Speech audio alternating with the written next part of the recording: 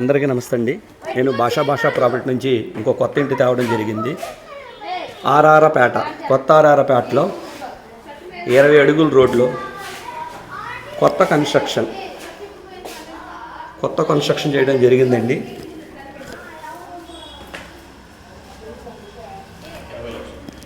దీని రేట్ వచ్చి 20 లక్షలండి.